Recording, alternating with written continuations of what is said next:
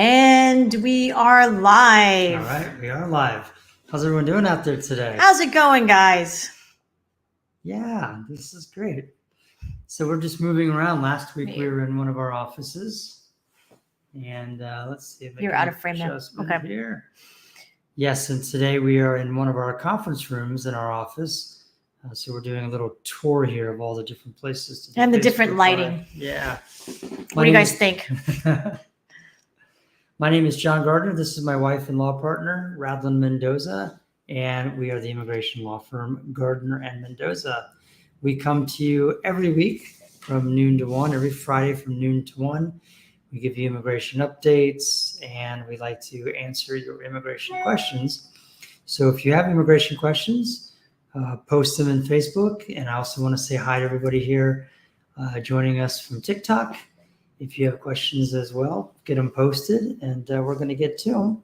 I do want to warn you that what we do here is for informational and educational purposes only. That's right. It is not legal advice. I repeat, it is not legal advice. So yes, let's get started with some questions. We've got people still joining us today. It's a beautiful Friday here in Virginia Beach, where our office is physically located. Virginia Beach, Virginia, the East Coast of the United States. And I don't know if you mentioned this, but we do see clients in all 50 states and represent clients in all 50 states as well as all around the world. So if you are on the West Coast, no problem. We can represent you if you need our help. Yeah, no, I didn't mention any of that. I'm a little distracted by all the cherry wood. This is a different look for us here. Yeah. Our home studio is a little bit more modern than our law office, as you can see. Yeah, I feel like we went back into the Wayback Machine. We even got all the but there they are. All the Martindale Hubbles. We even have scales of justice here from one of our clients sent us some beautiful scales of justice. But right. But anyhow, if you guys have any questions, put them up in the comments. And hello to our friends on TikTok, where we have 26,000 followers. And if you'd like to follow our TikTok page, come on over to TikTok at Immigration Lawyer 1 and follow us on TikTok as well. Yeah, we bumped into some people that knew Radlyn. Radlyn gave a speech at NextCom a couple days ago, and some of the people that were in the crowd were like, "Oh, I know you from TikTok. I've seen you there." And our live stream.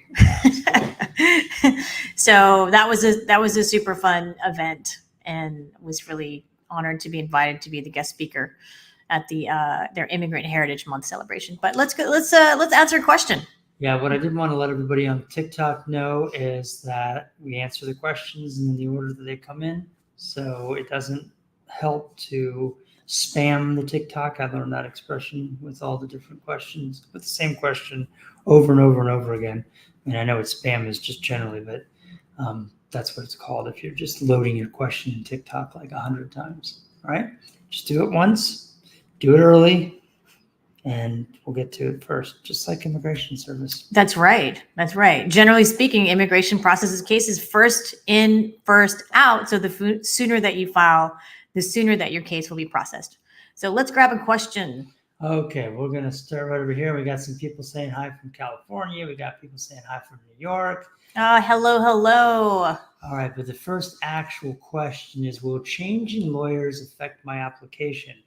The current lawyer is unresponsive after getting 7 months ago. So I guess they hired an immigration lawyer 7 months ago, and the lawyer is unresponsive, and they want to know if they can change lawyers, and if they do, how will that affect their case? Yeah, I mean, if you're having trouble communicating with your lawyer, and again, I'm assuming that you've tried, and 7 months later, you're maybe a little bit fed up. We see a lot of that. We see people come in and talk about how they weren't able to communicate properly with their attorney and the law firm.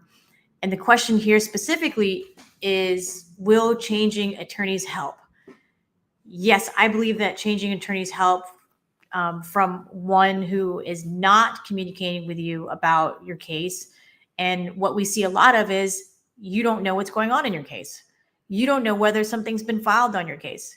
You don't know whether a receipt has been received by your attorney. So when you change attorneys, it can help the process better because you know what's going on.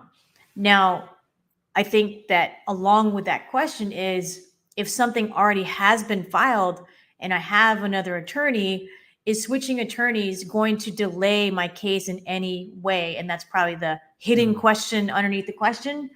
And the answer is it shouldn't.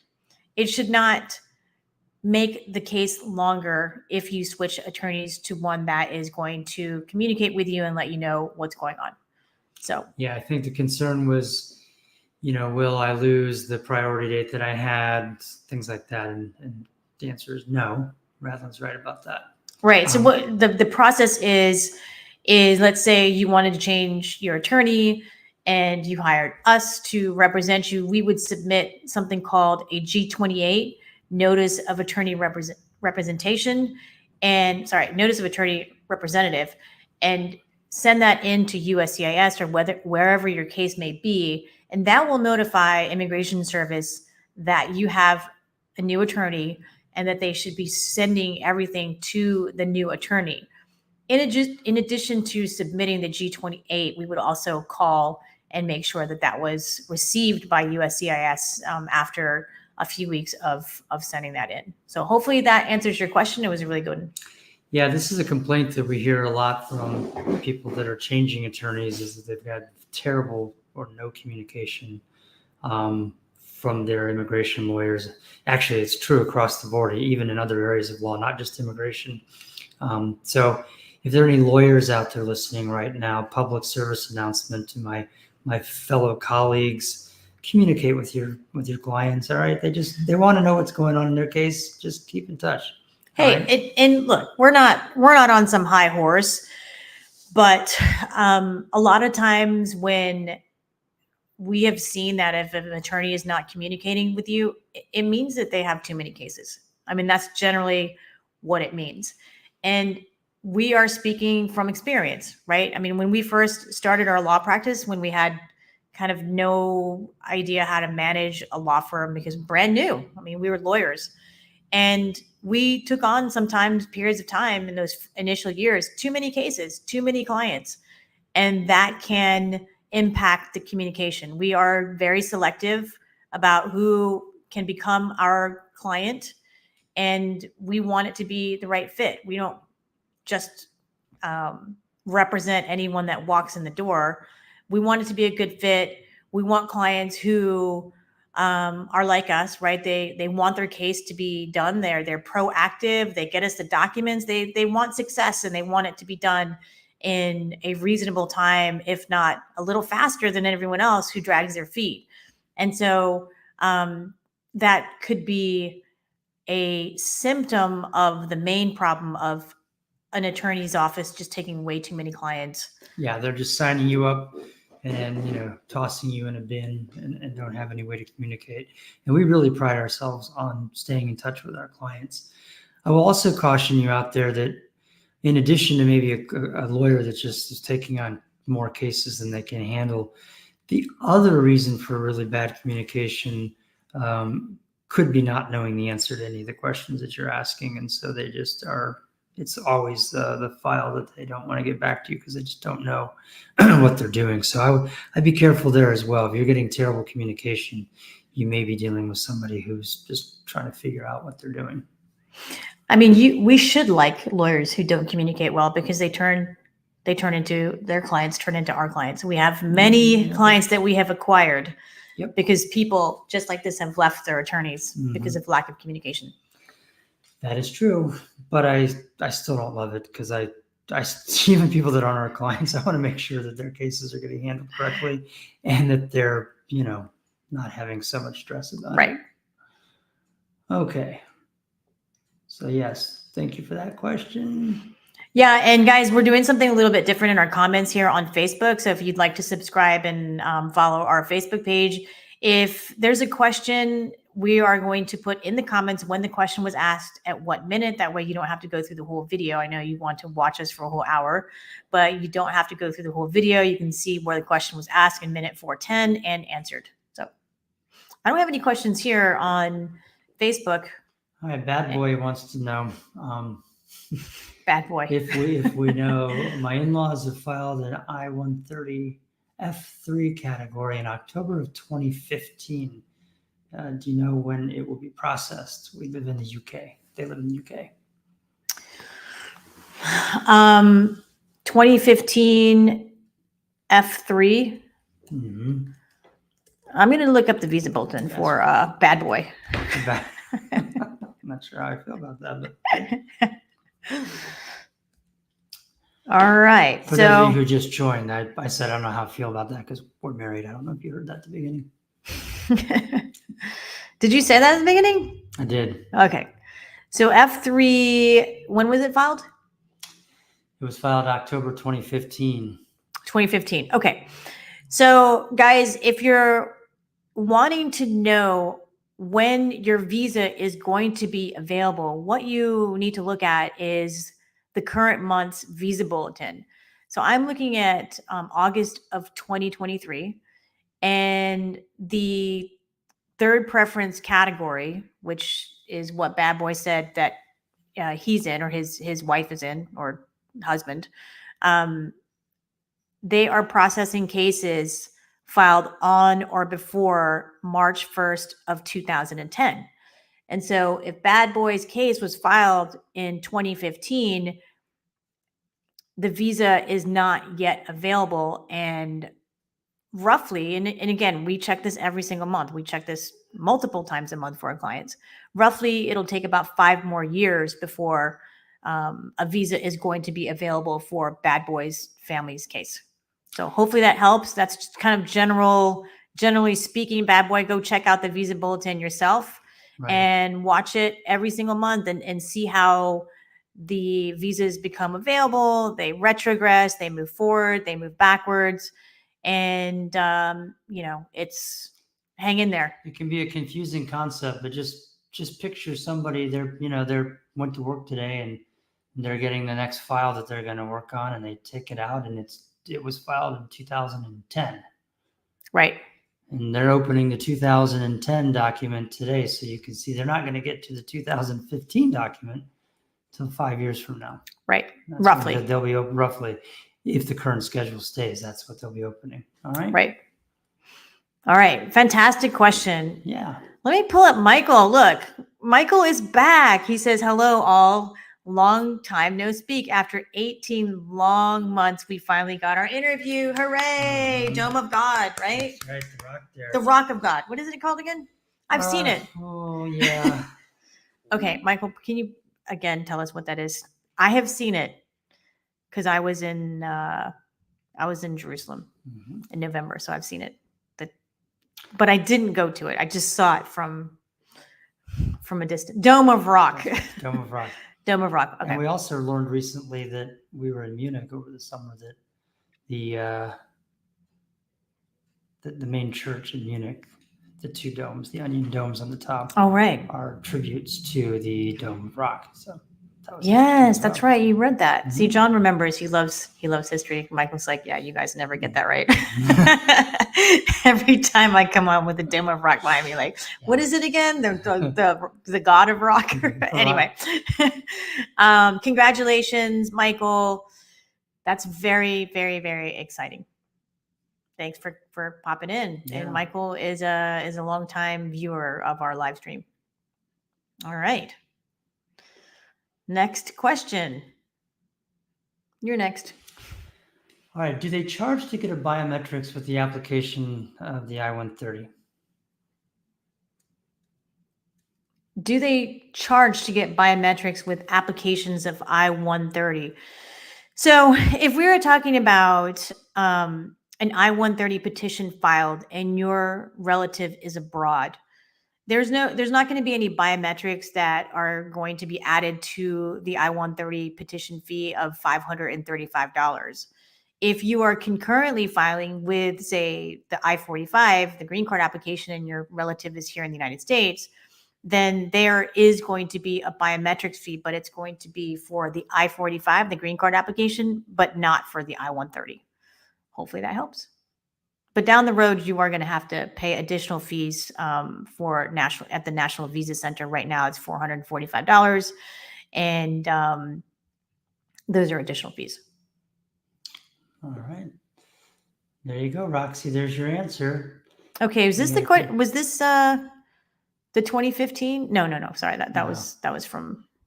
And before you get to that question, I just wanted to real quick, we've got people checking in, just saying hi from Ukraine. Hey guys, thanks for joining. And from the Dominican Republic. DR, been there. Yep. All right.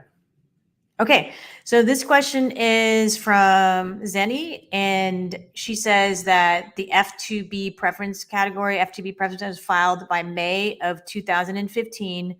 No update from National Visa Center or from the Philippines. So going to the visa bulletin, as we mentioned before, I'm going to go take a peek at F2B.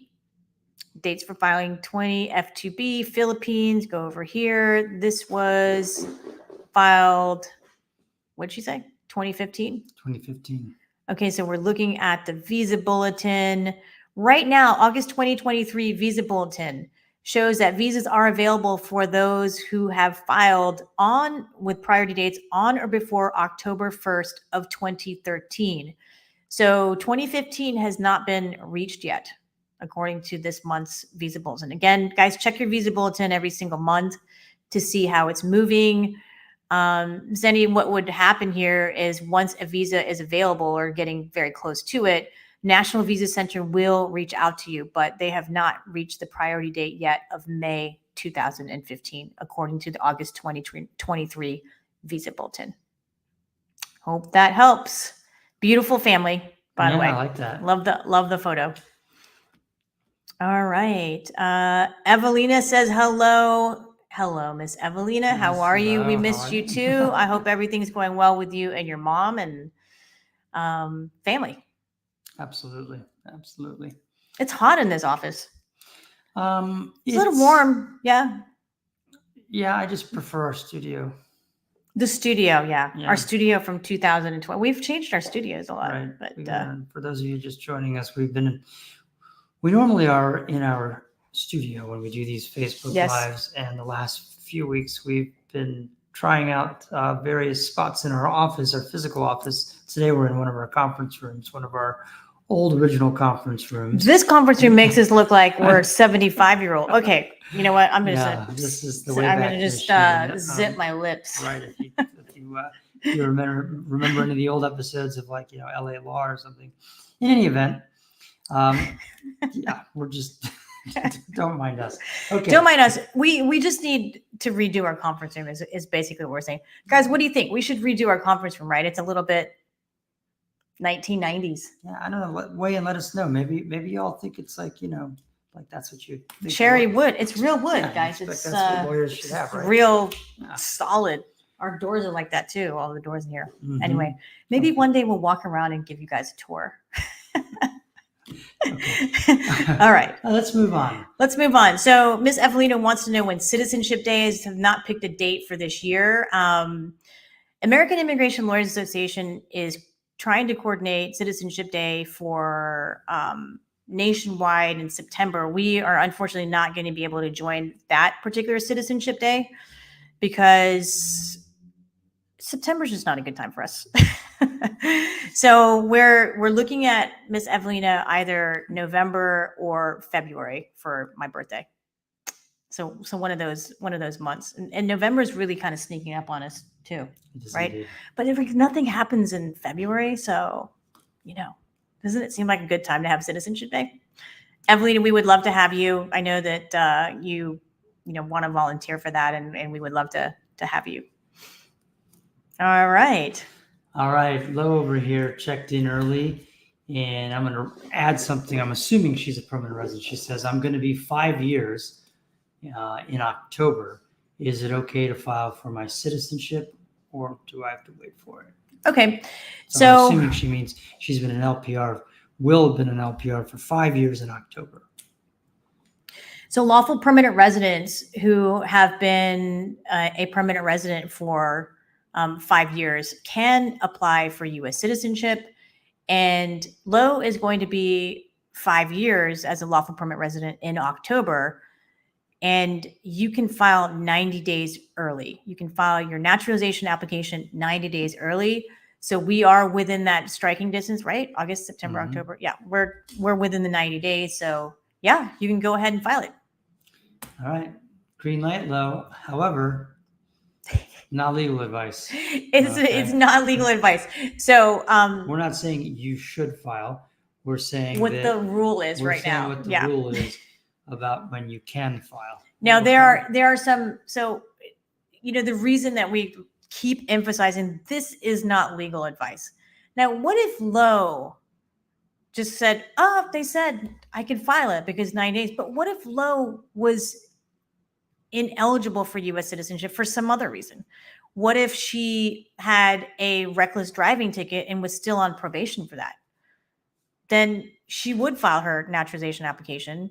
She would get to her, and if she were still on probation at the time of her interview, she would get to her interview and they wouldn't be able to approve the N400 application because she's still on probation. So there are a lot of little things like that when we're doing our live stream, a lot of little nuances. So we definitely want to make sure that we say, hey, don't Right. take this as legal advice, but yes, you can file 90 days early. Should you file? I don't know.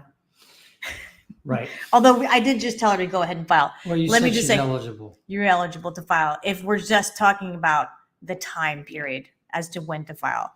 Yeah, these cases are all, as Radlyn said, they're all unique. They're very fact sensitive. And so before any immigration lawyer or any lawyer can give you advice on what you should actually do and have you act on it, you have to be their client. That's just the way it works. If you're not, then we're just talking about hypotheticals here. It's educational, it's informational, super, super highly entertaining, but it is not legal advice. All right. Super, super highly entertaining. That's right. You saying that made me entertained. That's right. Okay, Nutty says that she personally likes the wood and the books in the back. Oh. Or he.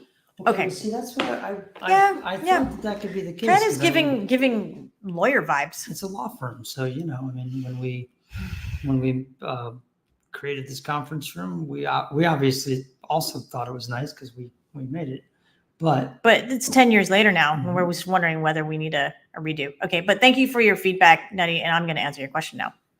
All right. Good afternoon. I hope you're well. Thank you for helping all of us. You are very welcome. Yeah. Our pleasure. I have two things to worry about. I don't have the original birth certificate of my husband for my husband. Also, I am a dependent on my parents' tax return. Will that create a problem? Let's answer the first question first. I saw you thinking there, like, Mhm. You are married, right? And maybe you're petitioning for your spouse or vice versa. I'm not sure, but you don't have your husband's original birth certificate to file an application. You do not need the originals of any documents. Copies are fine. They don't even have to be certified copies to file with USCIS. If USCIS wants an original and wants to take a look at an original, then for whatever reason, usually they don't, they will schedule an interview for that. I would recommend, in the event that happens, that you do try to obtain the original of your husband's birth certificate, but I would definitely not let that hold you back from filing. So a photocopy is fine. As for the second question, I'm not a tax person, so you are married and you are still listed as a dependent on your parents' tax return. And I'm going to just go ahead and take a shot here and say you're asking whether that's going to be a problem because you and your husband are filing for a green card. And, one of the things that USCIS often looks at to determine whether it's a bona fide marriage, one of the things that they look at is whether you filed tax returns together. So can you be a dependent on your parents' tax return? You're married. I don't know what the answer is to that question. If you are allowed to be the dependent on your parents' tax return, even though you are married, and I don't know, maybe there's a CPA or accountant on here that can speak to that. But if you are, and it's fine to be on there per your accountant, your CPA, your professional tax preparer. I'm basically saying, well, you need to talk to a professional tax person. It's just one of the considerations that USCIS looks at. It's not. I'm wondering if Nutty is also wondering if, there's going to be something about this tax return that's going to be a problem because it's going to show that she's not able to support the household that they're going to be in and support her husband. Yeah, that's a good. That could be a part of it as well. Yeah, so guys who are watching, you see how we're reading so much into this question, right? There could be a lot of different factors here. If it is an affidavit of support question, you are in fact the petitioner filing for your spouse, then the fact that you have not filed your own tax return may require that you have a joint sponsor depending on your current income, because you do have to complete an affidavit of support, submit your tax returns with that. If you didn't file your tax return, then they want a statement as to why you didn't file the tax return. But that by itself is not a reason for the case not to go forward. Right. In conclusion, I think you should give us a call and we can help you with this. As Radlyn said, you can see we don't even fully know what your concern is, because it could be a couple different things. So that's why you should just call us and retain our services. And let's put the banner up. Yes. By the way, if you are trying to reach us, our phone number is 757-464-9224 or email info@gmlaw.net. For those of you on TikTok, let me repeat that because I know it's hard to catch a number. 757-464-9224 or info@gmlaw.net. Yep. All right. Spouse is not in the USA. So here we go. We have some more information here because Nutty has great facts. She says, we just received the I-130. We have a war in our country, so optioning them will be hard. Thank you for responding. You're very welcome. And he's not in the United States. So Nutty her husband is going through consular processing. And I'm not going to assume that it's her husband. I'm going to just say their spouse to be up with the times. All right. Gender neutral. All right. Call us. Because I don't know. Yeah. Reach out to us, Nutty, and we'll see if we can assist you. Yeah, absolutely. Would love to help. All right. Jacoby wants to know, Jacoby, excuse me.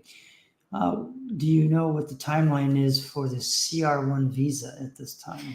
It really depends on where that initial I-130 petition goes, which service center.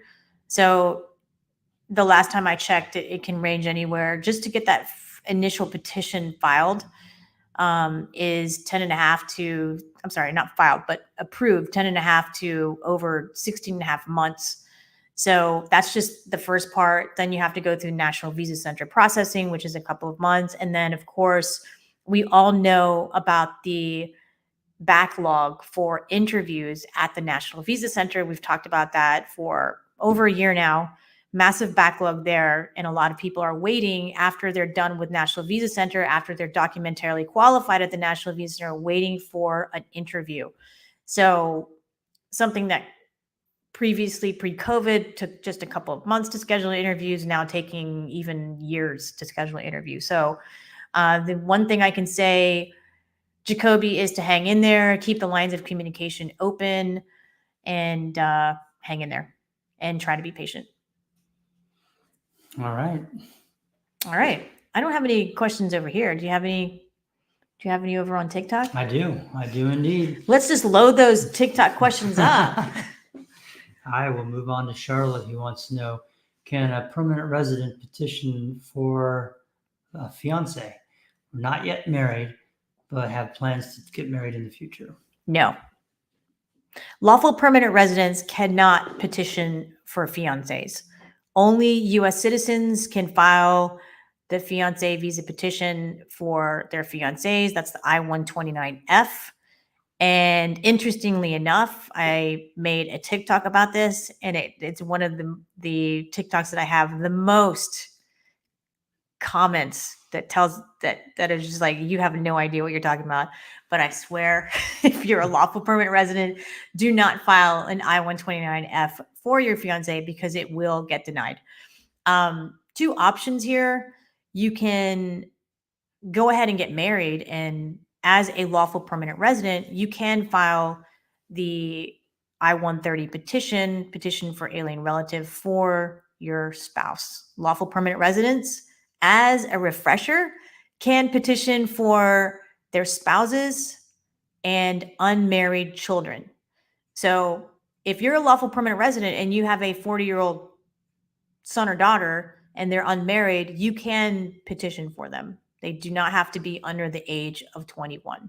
So long as they're unmarried, lawful permanent residents can petition for their children. All right. All right. Fantastic. Wonderful question. Yeah, great We get question, that Charlotte. question a lot. And apparently there's a lot of conflicting information out there about whether whether permanent residents can petition for their fiancés. Yeah. So Charlotte, you're a permanent resident, and you said you all have plans to get married in the future. You may want to move that date up. I love moving dates of marriage up. It's one of my specialties. Like, go get married. Another thing is, of course, once you become a U.S. citizen, you can petition for your spouse then. But if you're planning on getting married, it might not be a bad idea to go get married and just file that I-130 petition, because they are taking a really long time. I'm going to say something that is related to that. It's not a question that was asked, but we do get this question that's related. I'm a lawful permanent resident. I am married. I'm about to become a U.S. citizen, maybe in about 15 months. Should I wait to file the petition for my spouse until I become a U.S. citizen? And my answer to that is generally no, because you want to get that I-130 petition filed and get your priority date and get it in the queue and get it processed. And all the time that it's there, it's going to count for when you ultimately become a U.S. citizen. And that is still going to remain your priority date from the time that you filed it. So hopefully that makes sense. This is not specifically a question. All right. Ahmed has a question here, and I'm not going to put his question up because put up for just 1 second. I just want to see what. Ooh, wait, that's not. Is it? Ahmed, where are you standing? Yeah, that looks a lot. What's behind you? Must tell us. Mm-hmm. It looks a lot like the lake in front of the Matterhorn. It does indeed, but I can't tell if that's the Matterhorn back there. Anyway, okay, you can take it back down. Okay, I mean, I'm sure there are Ahmed, please tell us. Similar lakes. We won't answer your question unless you tell us where you're standing. Okay. Okay. For those on TikTok, Ahmed appears to be standing in front of a lake that John and I and our family were just at recently. Okay. I don't think so. The mountain looks to be slightly the wrong. Right. And also shape. the water seemed a little too blue. Oh, it's Switzerland. High five. We were right. We were right. Yes. It is Switzerland. It's Switzerland. We were just in Zermatt. We were just there, Ahmed. Okay. All right. Okay. We move on. We were right. We like looking at the pictures. We like looking at the photos. Fantastic. That is so funny. Ahmed, isn't it an amazing spot? There's so many. So beautiful. Very beautiful. Very, very expensive. All right. Will it cause any problems if my wife, the petitioner, lives with me in Egypt while I have my interview? We became pregnant after receiving NVC approval, and she cannot be in America on her own to give birth. We want to be together for this important event. My interview is scheduled for December, and we are expecting the baby in January. Okay. Congratulations. That gives me, goosebumps, because John and I have 3 daughters of our own. We know how important it is to be there for the birth of the first child. Yeah. All the children. But especially the first one. I know the second born and third born and after the first, don't want to hear that. Mm-hmm. But, it was something about the first. I'm so happy that she's she's going to be with you and you guys are going to be together. But the issue here, Ahmed, is whether your wife, when you go to your interview, like, okay, where does your wife live? Where does the petitioner live? Oh, she lives here with me in Egypt. The issue is that the petitioner has to be domiciled in the United States. But so as long as she is able to show her ties to the United States, even though she's living in Egypt for that temporary period of time, you should be fine. But make sure that she's not completely cutting off all ties to the United States. So when it comes time for the interview, like, oh, well, your wife lives in Egypt, she doesn't live in the United States, and we're not going to approve this application. You absolutely don't want that to happen. So if she has a bank account there, I would keep the bank account to the extent possible, her address. If she has insurance or any other things that she might have that puts her in the United States and a person who's domiciled there, the better, the more the better. Hopefully that helps. Okay. That's so crazy. Mm-hmm. I mean, not the Switzerland part. The other part is just it's exciting. Yeah, it's very, very exciting. Good luck with the birth of your baby. Yeah, best of luck. It's really special. Okay, ready for a question over here? Yeah. If you know, Sayel wants to know, can I visit Palestine if I got my green card through asylum? And he's concerned about it because of the Israeli-Palestinian conflict. Mm-hmm. I'm As far as receiving asylum, I would definitely ask your attorney whether you can go back, if that is your country, and whether you're able to go back or whether you should go back. Definitely, we don't answer questions about travel, generally speaking, and especially when it comes to situations like this. So, you know what, I'm so happy that you read that after me to yourself, because I was thinking the question entirely wrong. The asylum was because of the Israeli-Palestinian conflict. I thought he was asking if there was anything about that conflict that would prevent him from going there. I'm so happy gotcha. You caught that. You're absolutely right. Somebody here said that. Oh yes, here we go. Okay, I was advised that I had missed a question. All right, let's read it. Let's go. Yeah, right. I did miss it. Sorry about that. We do take them in the order that they come in, and I accidentally went past yours. Oh, you know why? It was the very first question. It was actually even before the question about changing limbs. All right, my apologies. Can someone who has Alzheimer's and retired and only living on Social Security be a sponsor on my marriage? So it sounds like an affidavit of support question to me. I don't know specifically, but in order to be a joint sponsor on the affidavit of support, the joint sponsor has to be either a U.S. citizen or a lawful permanent resident, and they have to meet the poverty guidelines requirements on the form is the 864P. It shows the requisite amount of income that the joint sponsor has to have. And so the fact that they're getting their income from, was it Social Security disability? That's fine. That counts towards the income requirements. As far as the Alzheimer's is concerned, it goes to a different issue, I think, not meeting the requirements of the affidavit of support, as far as I know.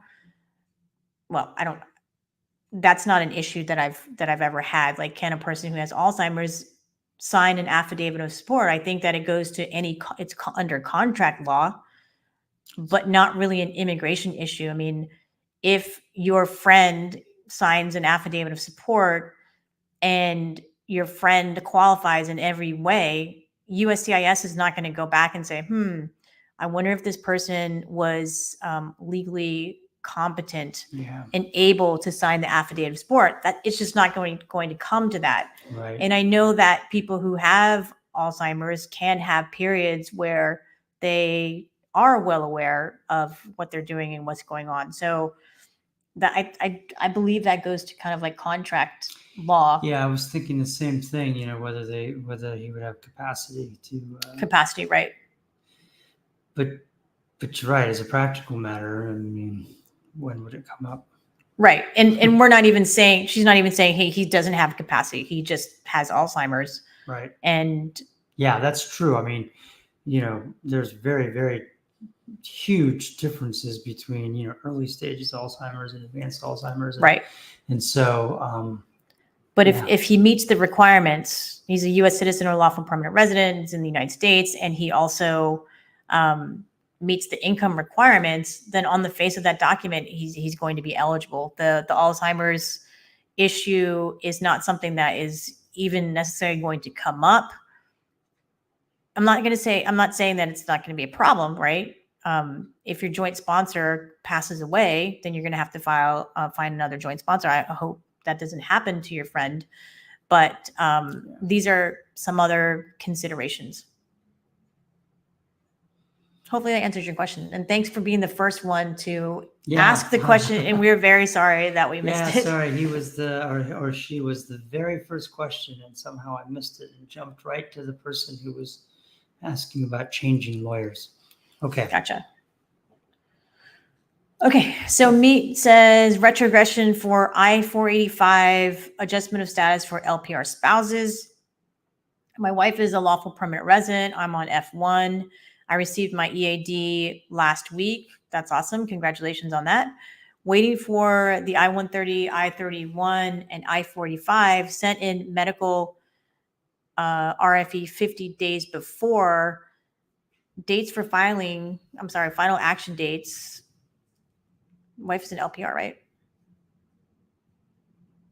I mean, it really does. It depends on when that was filed. But according to the August 2023 visa bulletin, the F1 category, and what's the country? I don't think Did he say? Did not say. Didn't say. Should we make assumptions? Nope. Okay. Tell us what country you're from, Mr. Patel. But okay, we can there is some retrogression. Yeah. Let's take a wild guess that it's India. Yeah. When was it filed? I mean, it really depends on when it was filed, but the cutoff date for F2A is October 8th, 2017. And that is a spouse of a lawful permanent resident. So I hope that helps. I think the question is there retrogression.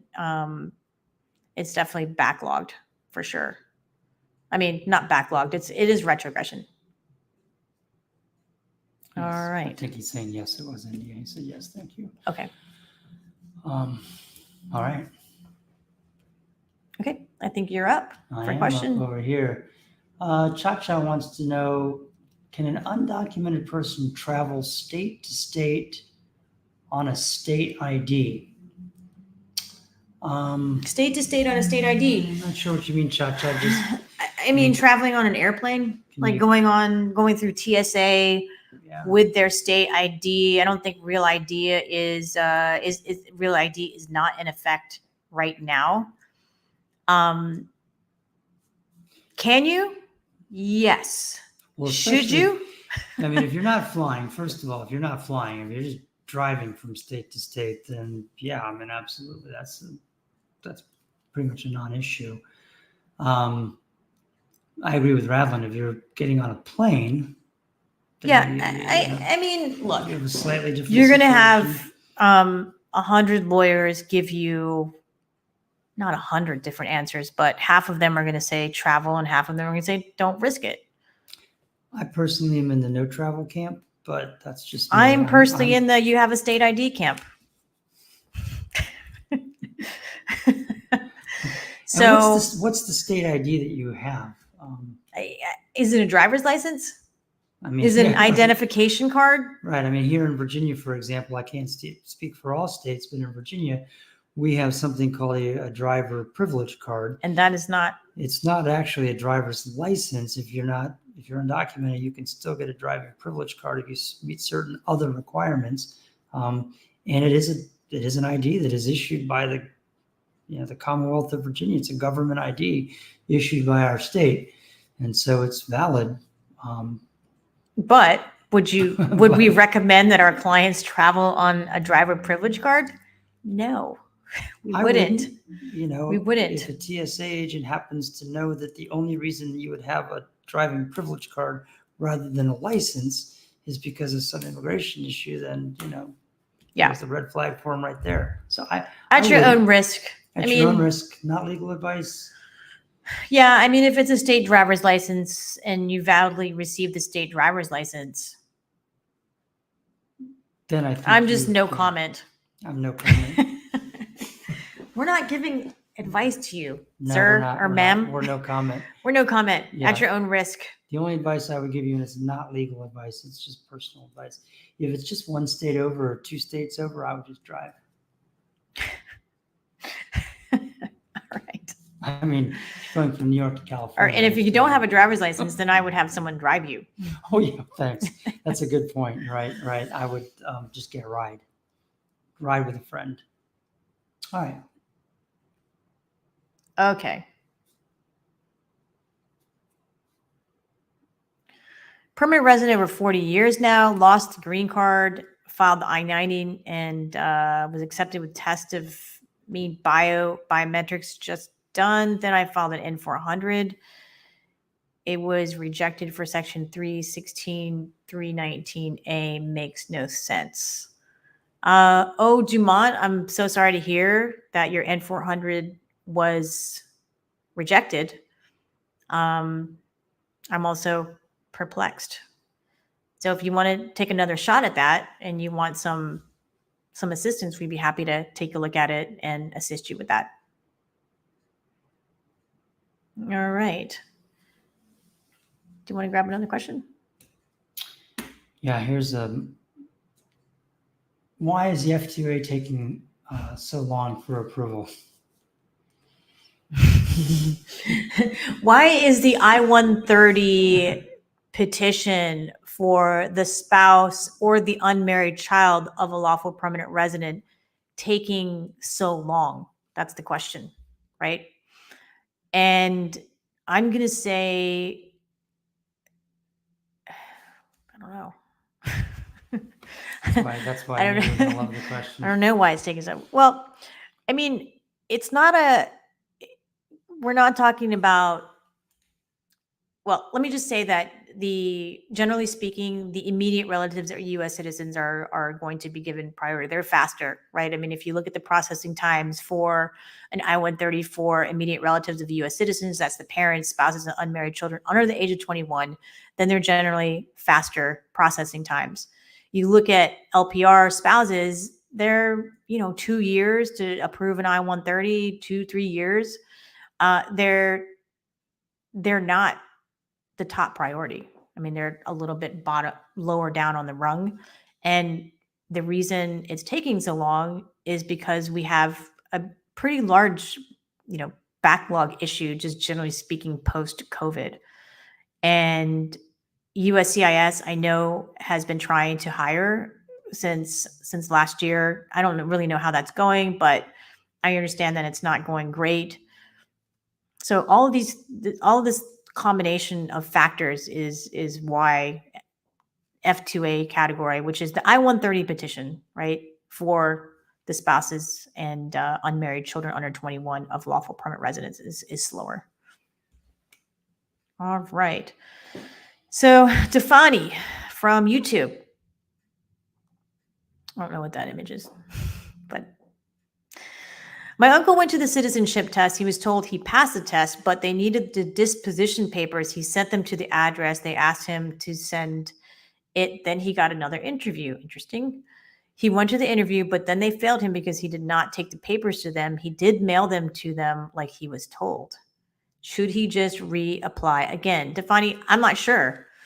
If this happened recently, he may be able to appeal that if it was a misunderstanding, and maybe, if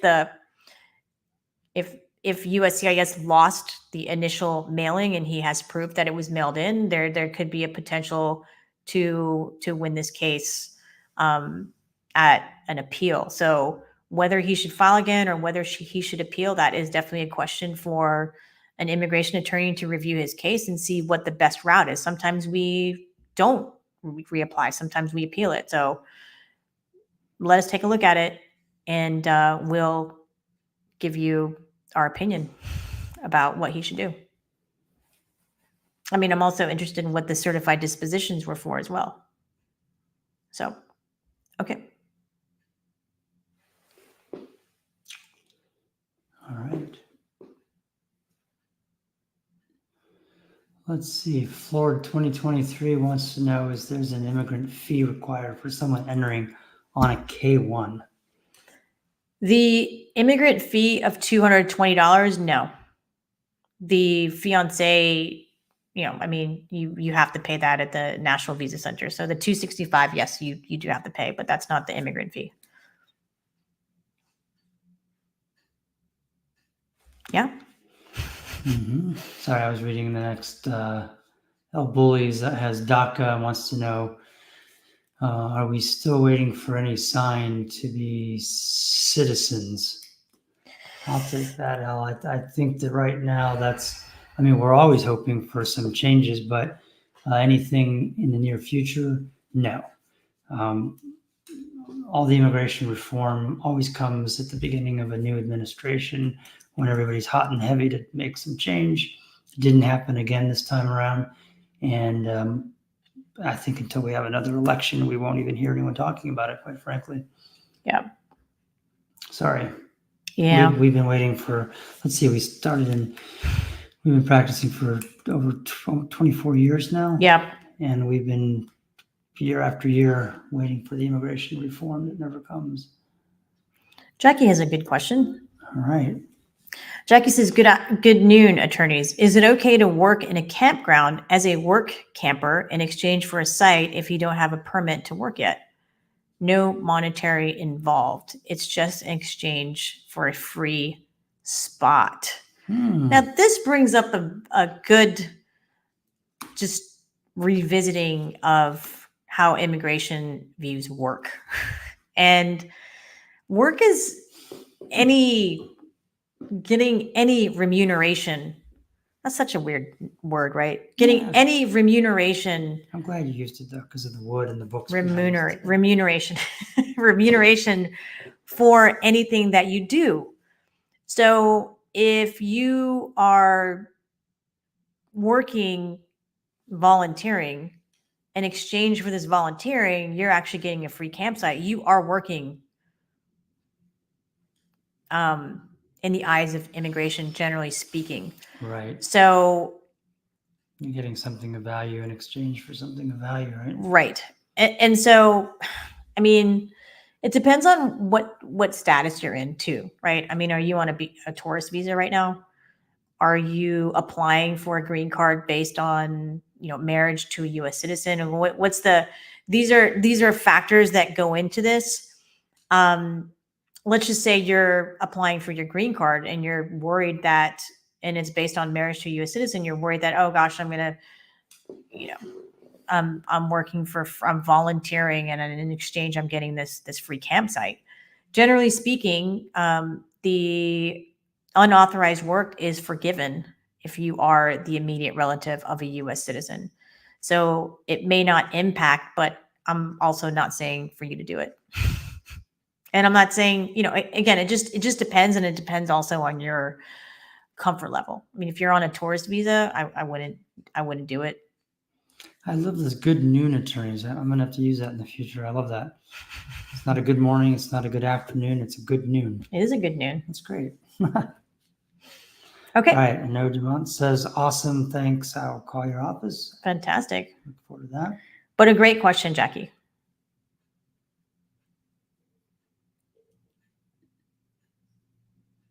Jackie must like camping. Okay. And Meme, absolutely call our office. That was the very person that we started out with about the changing lawyers. So thanks. If I'm out of state, will you accept my case for a change of lawyer?